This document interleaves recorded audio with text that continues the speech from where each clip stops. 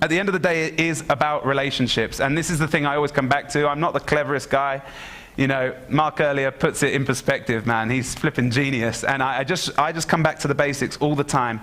We are truly relational beings. We want to be in relationship with people. We don't like it when people gossip about us. And in the world we're talking about, that means selling the data to other people so that they get to know stuff about you that you didn't ask them to know. They don't like it when you lie to them or when you misrepresent the truth. But they do like it when you slowly get to know them. And they expect it. We expect, if I tell you my birthday, I tell you where I'm from, and then next time I see you, you can't even remember my name, then I'm gutted about that, and it's actually not a good relational experience for me. So I think, as somebody was mentioning earlier about the fact that technology and these tools, they are just tools. They're the means to the end. The end is relationships between the brand and the customer and the other people that engage with that brand. This is actually much crappier than the other diagram, so I apologize as well. But just briefly, Web 1 was let's pull content down with really long arms, apparently. And let's pull content down, let's look at that content, and for the content publisher, you're able just to analyze the activity on there. Then when Web 2 started coming around, where people are pulling content down and then posting their comments back, then we start seeing some of the personal data. And like what Mark was explaining earlier was like the peak of that. He was saying, if any of you were in the session, I'm sure most of you were, he's saying like we can put some great graphs into your Dropbox and you can go and you can analyze those and you can figure out what the hell's going on in your social networks, and that's fantastic.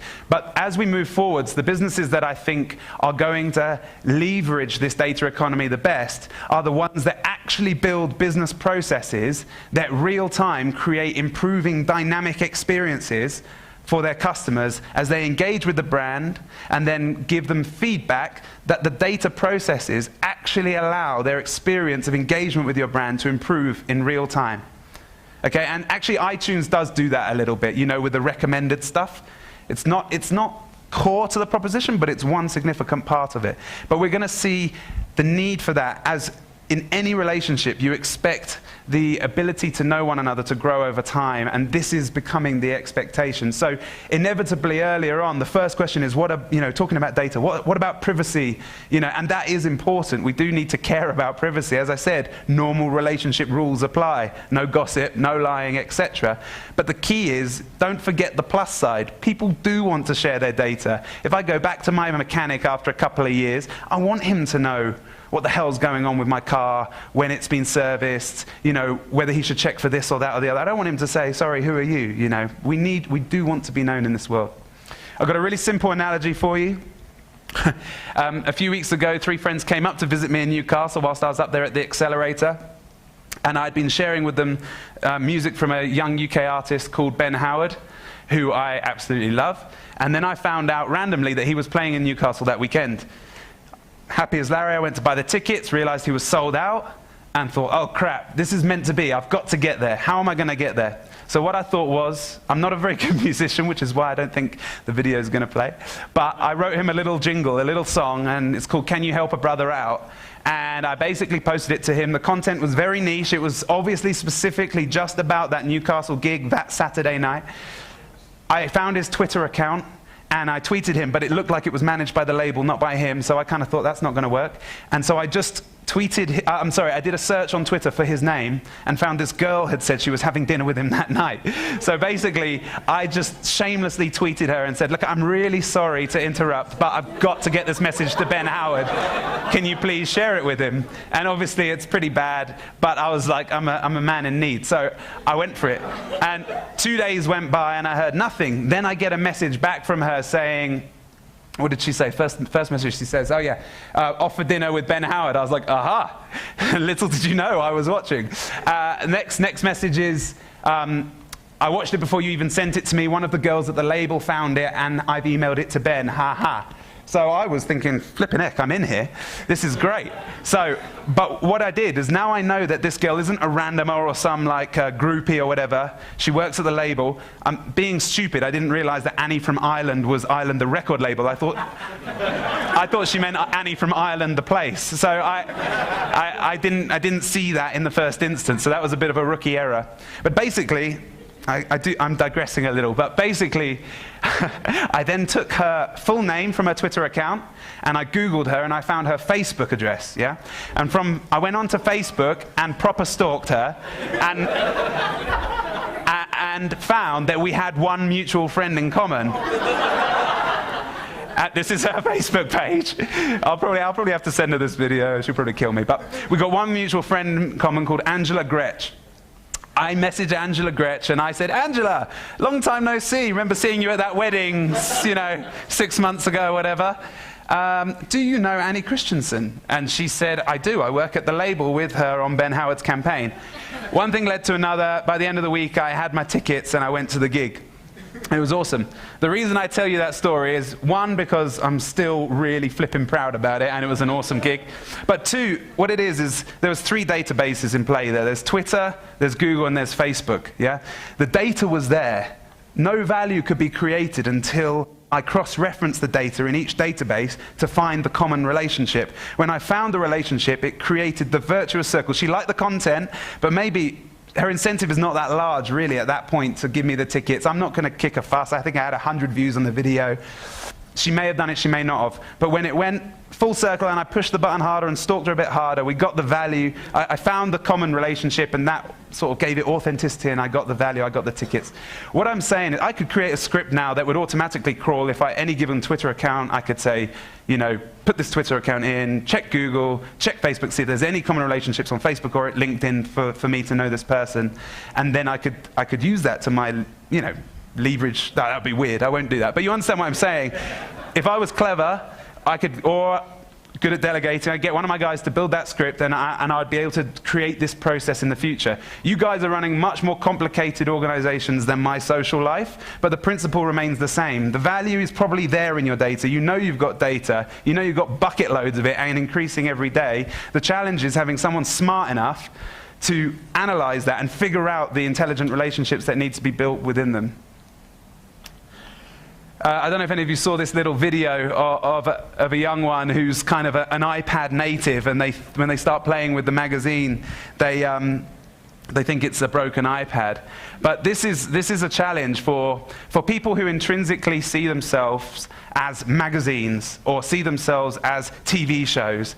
They're going to have problems moving forwards because, last week I spoke at the Data in Publishing, PPA conference, and we're trying to help the guys there in London understand that they are first and foremost brands that have been published until now in magazine format.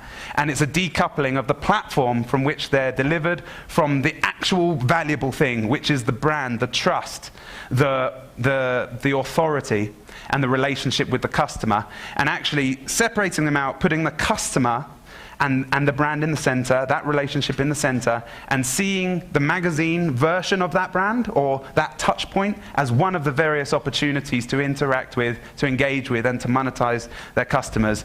It may not be valid anymore. It may be that mobile is the only way. It might be live event. The value of live events is going up through the roof. I don't know how many of you are involved in seeing the price of it's great for me. I'm actually beginning to get paid for some speaking events there, which is fantastic. But it's changing. It's changing. The value of live is going up. Different touch points are becoming more valuable, and other touch points are becoming less valuable.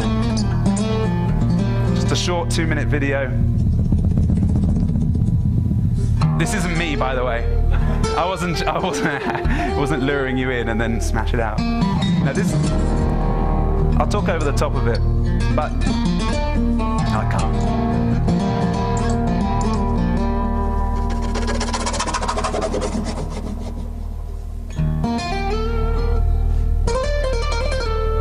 It kicks in about 20 seconds, and you'll see why.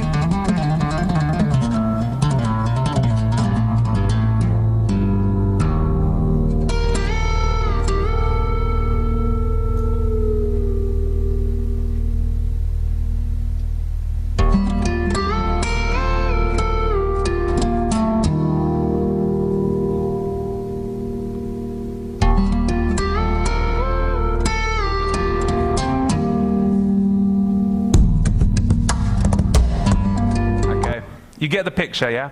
That guy He's like a caveman. He's looked at a guitar, something that we've been taught how you're meant to use it, and he's just looked at it and gone, ooh, guitar, yeah, make sound. And he's just done whatever the hell he wanted to make beautiful, beautiful sound. And he's looked at the thing in a holistic way, and he's drawn value out that I would never have been able to draw out of that thing, because the context to which I understand a guitar limits me from doing what I want to do with it. Yeah? And I also think it's beautiful music. Now, I think, we're getting into the practical part now. I actually think there's two takeaways for today. And the first one for me is that you need to permit somebody, a heretic from within your business, to be able to have the permission and authority to sit down with a blank piece of paper, draw the brand and the customer in the center, draw a circle around it, sounds cheesy, but go away and rethink holistically how to interact with your customer. Like that guy is rethinking. I don't even think he knew how to, I mean, maybe he did, and he's just really good at thinking outside the box. I hope for your sake you've got some people like that in your business as you move forwards. This graph shows the amount of data-driven businesses and data-driven roles, employment that have been taking place. And as you can see, at the beginning of 2010, it takes a sharp increase. The things I'm saying are from my own experience and opinion, but as we can see, some of the macro stats are proving it as well. And the second takeaway is this. I think, I feel like this is the cartoon version of Mark. I think everybody needs a Mark on their board at directorship level or senior management level who is advocating the deeper and deeper use of data in their business. And if you're not treating it that seriously, then I think you're going to miss out on the opportunity. Two last things. In the UK, currently, we've been working on a corporate engagement strategy with large businesses to help businesses support the Givey users within their business to give to the causes that they care about. So doing a grassroots up CSR strategy. So instead of saying we support cancer research or we support this, actually saying who do you care about? What does our company care about? What are they already doing? Let's support them to do it better. We've just designed that with a couple of dudes, like big dude, Lord kind of dudes, you know, KPMG board and Sky Lord Way that I advise as well. And then we're now going to go back to Nick Hurd, the Minister for Civil Society, and get my words out, and try to put together a strategy to, in turn, get the government to support corporates, to support the individuals, to support the causes, if you get me. It's this virtual cycle again, because Cameron's got this big thing he's got to try and fulfill, which is the big society remit, which he's needs help on. And this is a way to fulfill that circle. We believe, actually, that the need for this is even greater probably in South Africa than it is in the UK. And I'm looking to put together a little working group with 2 or 3 corporates in South Africa to try and just brainstorm really and figure out what the best kind of solution that's similar to this is for South Africa, and to tailor it into the local climate. If any of you are from those kind of businesses, please grab me afterwards, or just email me. My email address is era@me.com. The final thing is, just this morning I uploaded the first part of our research paper. We've done one research paper called Mobile Giving, looking into the state of giving in the UK. We've just finished the first stage of our research paper called Mobiles for Development, which is looking at the best not-for-profit organizations or just developmental organizations in Africa specifically that are reinventing the way we try to develop and look after those that need support. And the role of smartphones within that. We're going through like a 40-day consultation period, like basically up until Christmas, and then we're going to be creating, sort of consolidating our views and then pushing those views to government and to some of the big NGOs in the UK. It's the reason I've got it ready and rushed it out for today is because I would really, really, really appreciate some of your eyeballs on the initial research that we've done. I mean this really seriously. We're a very lean organization. If even a few of you would be able to read it and just send me a couple of bullet points of your criticisms, why it's weak, why it needs more of this or more of that, I'd really appreciate that. We want to do something that's effective, that actually helps people feel empowered to go and contribute or start organizations or reform existing archaic organizations to actually do more meaningful work to help develop this continent. Thanks so much for listening. If you've got any questions, I'll be glad to talk. Thanks very much, Dave. We'll save the questions to the panel. You can come grab a seat here if you don't mind sitting next to me. Our next speaker is Adam Holtrop. He is from a company called Vidamo, which is in Norway. He is from South Africa. He went in search. Company's in 4 markets based in South Africa, led by Rowan over there. the company's in 4 markets, led by Rowan over there, the guy at the kid.